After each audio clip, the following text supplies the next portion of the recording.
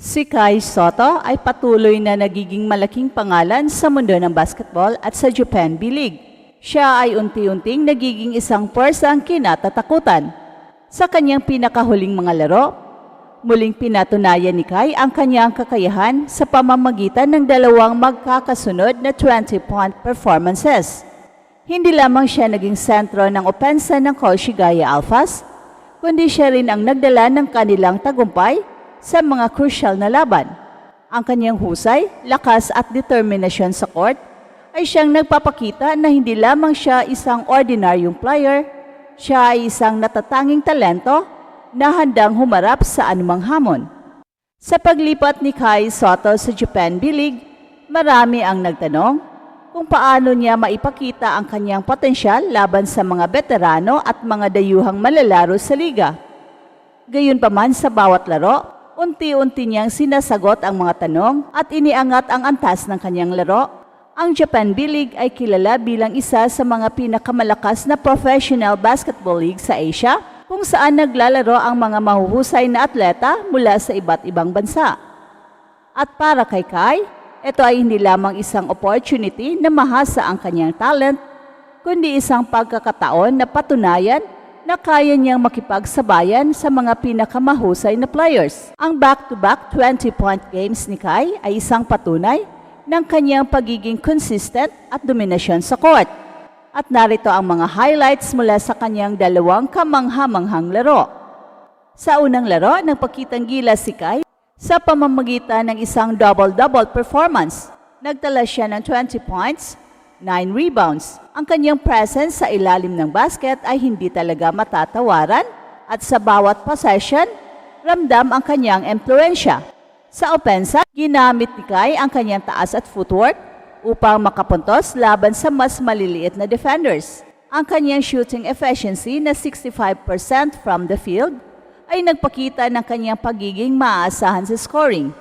At bukod sa opensa, pinahanga rin ni Kai ang lahat sa kanyang depensa. Ang kanyang rim protection at rebounding ay nagbigay ng seguridad sa Koshigaya Alphas na naging daan upang makontrol nila ang tempo ng laro. Sa huli, naipanalo nila ang laban dahil sa contribution ni Kai na itinuturing na player of the game. At sa kanyang ikalawang laro, mas pinaganda pa ni Kai ang kanyang performance.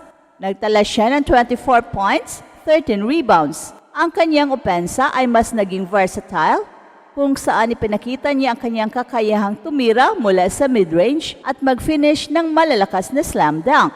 Ang kanyang energy sa laro ay nagbigay inspirasyon sa kanyang mga kakampi at muli nilang nasungkit ang panalo. Ang sunod-sunod na dominanteng laro ni Kai ay nagbigay ng mensahe sa buong Japan B-League. Siya ay hindi lamang isang manlalaro na may tangkad, kundi isang atleta na may kasanayan, tapang at determinasyon na magtagumpay.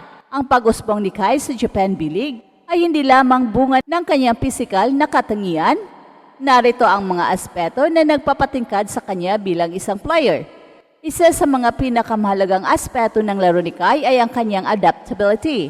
Bilang isang 7'3" player, madalas na inaasahan siyang maglaro bilang traditional big man, pero ipinakita ni Kai na kaya rin niya maglaro sa labas. Ang kanyang shooting, passing at ball handling skills ay nagbibigay sa kanya ng flexibility sa court na mahalaga sa modernong basketball.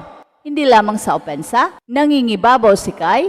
Ang kanyang depensa ay isa sa mga pangunahing dahilan kung bakit siya kinatatakutan sa liga. Ang kanyang taas at haba ng kanyang galamay ay nagbibigay sa kanya ng kalamangan bilang rim protector, habang ang kanyang mobility ay nagpapahintulot sa kanya na mag-switch sa mas maliliit na mga manlalaro. Bagamat bata pa, ipinakita ni Kai ang maturity at leadership sa court.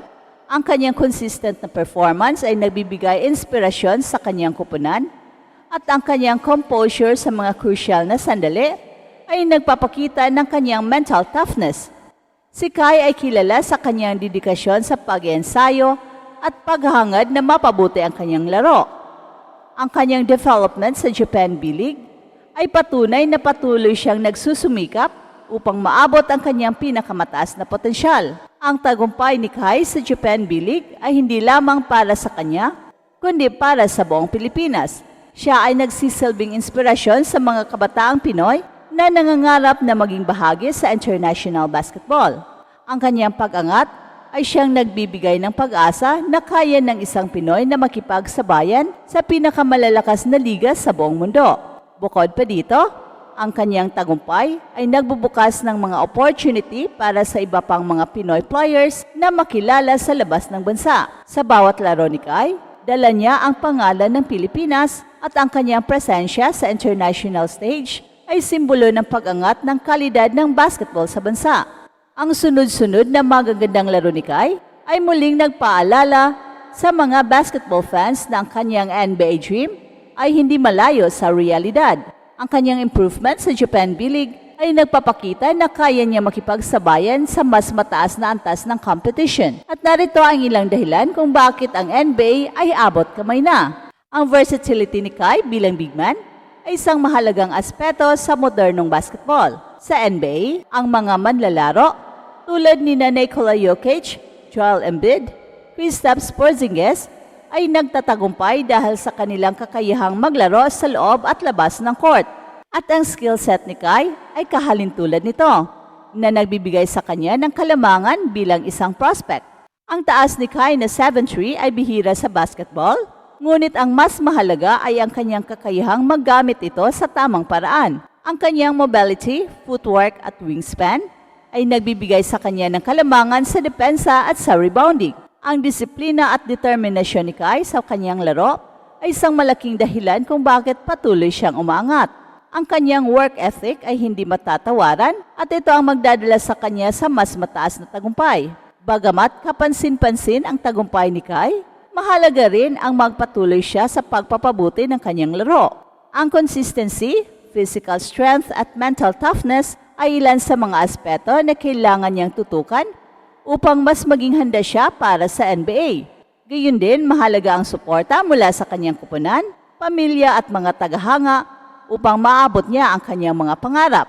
Si Kai ay isang pambihirang player na patuloy na nagpapakita ng kanyang husay sa Japan B-League at ang kanyang back-to-back 20-point games ay isang patunay ng kanyang kakayahan bilang isang dominanteng player at leader sa court. At sa bawat laro, mas napapalapit siya sa katuparan ng kanyang NBA dream at kasabay nito, nagiging inspirasyon siya sa milyong-milyong Pinoy. Hey, hey, hey! Attention mga kapatrol!